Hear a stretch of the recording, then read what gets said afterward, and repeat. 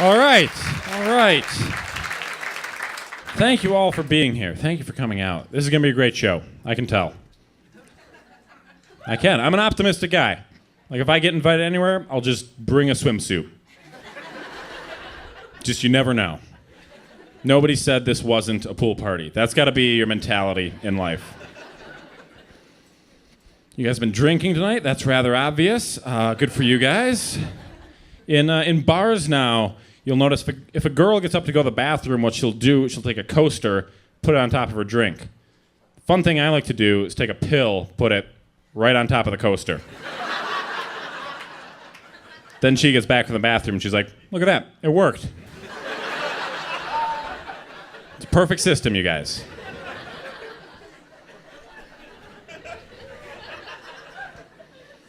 I had a good friend of mine get engaged recently, and he actually asked me to be in his wedding party, which I was flattered. That's one of my favorite traditions. So two people announce to everyone they know, this is the person I'm in love with, that I want to spend the rest of my life with, and then everyone they know responds by going, that's beautiful, rank your friends. Rank your friends. Top 5, let's go. All right, now dress them all the same. But relationships are interesting because we learn what a relationship looks like initially by watching our parents while we're growing up. So some people, they get to see what a good relationship looks like. Some people don't have the benefit of that growing up. I would describe my parents' relationship as like two people running a laundromat together. That's the best visual that I can give you guys. Because nobody looks at a laundromat and they're like, I wish I had made that decision with my life. But everyone is impressed that they're still open after all these years. It's interesting, you'll hear people say a lot of times, they'll be like, I can't believe that I married my best friend in life. I married my best friend. It's like, get some real friends, you loser.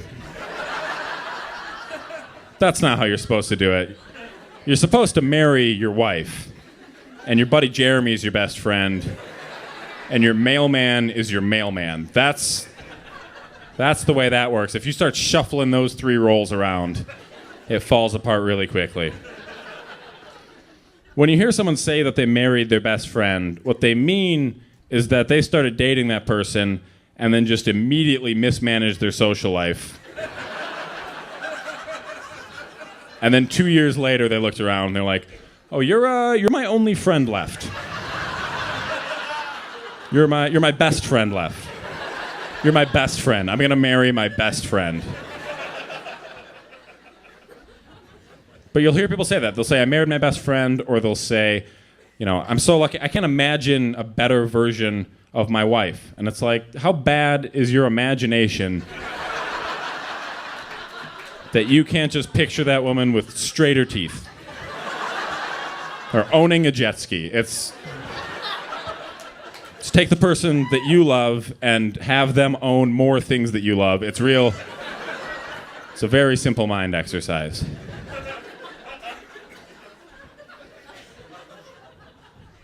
We're in winter at the moment, which means we are in the worst half of the year currently, objectively speaking. The more important half of the year, in my opinion. We need seasons to remind us that we're supposed to be sad some of the time. That's crucial. If it were summer all year long, we would all just be a bunch of uninteresting Californians. I think it's weird that we all live this far north. I don't really get that. I don't understand how there's an entire country above this country. Did you guys know about that? That blows my mind. If you've ever driven north for a few hours, you get to a point where you feel like you're going to fall off the edge of the world.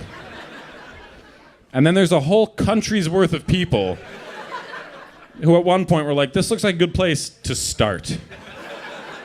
I like this as a southern border. This is going to be our Los Angeles, is Manitoba. I don't understand why birds come back. That feels like a mistake on their part. Every winter, they're like, this is terrible. We're getting the hell out of here. And then the spring comes back, and they're like, well, vacation's got to end sometime. Let's get back to it. It's like you don't own property or anything.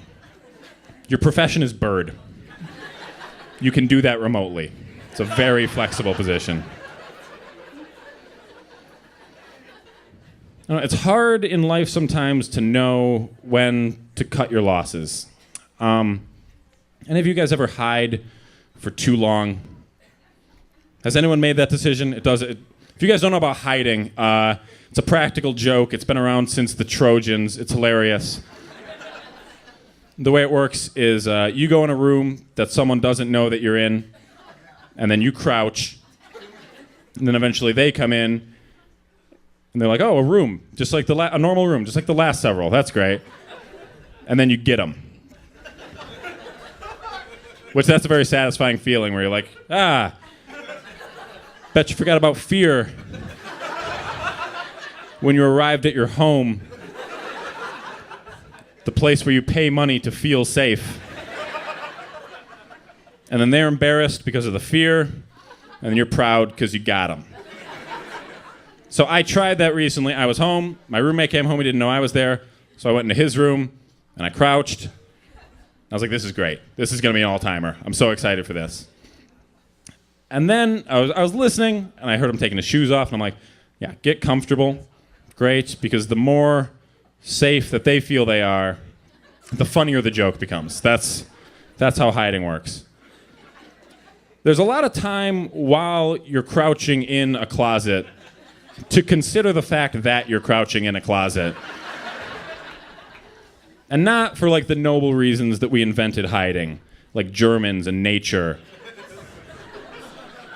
but for much more selfish reasons.